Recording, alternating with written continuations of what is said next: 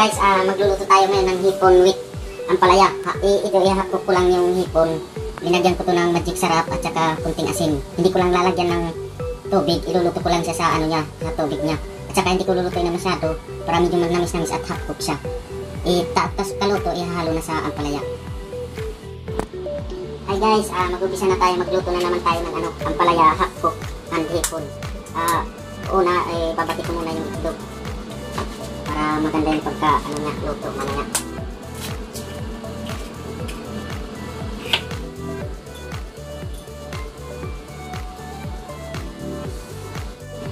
Guys, lagyan natin ng kunting paminta para mahalo talaga siya na mabuti. Guys, babatiin muna natin para maganda yung pagkahalo niya. Mas maganda yung kalabasan. Para mamaya nakadikit na yung paminta. Meron tayo dito ng sarap, mayroong bell pepper, sibuyas, kamatis at saka bawang. Umpisa na natin para na sumarap. Para healthy tayo, lalagyan natin ng vegetable oil. Kunti-kunti lang tayo para maganda yung natin. Hindi masyadong mantika. Guys.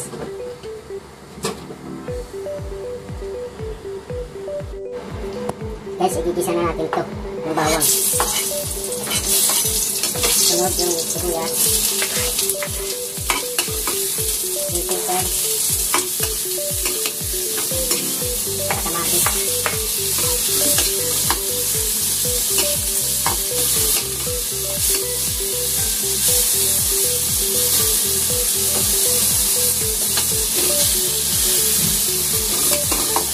Next guys, ilalagay na natin yung itlog.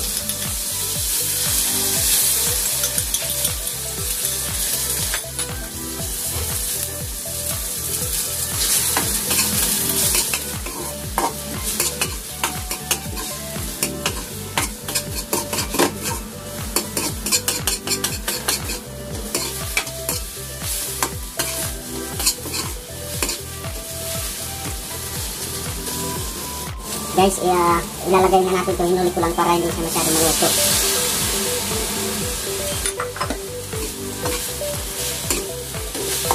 Dapat hapok lang siya.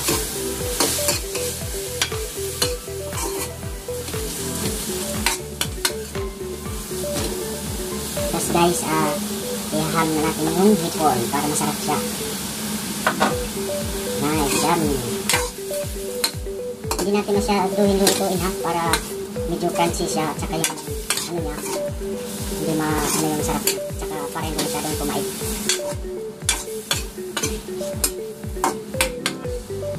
Guys, takpan muna natin ng mga 1 minute or 2 minutes para medyo Hi guys, ito na po, tingnan nyo yung lulutuin na masyado para yung lasa niya dyan. Sarap.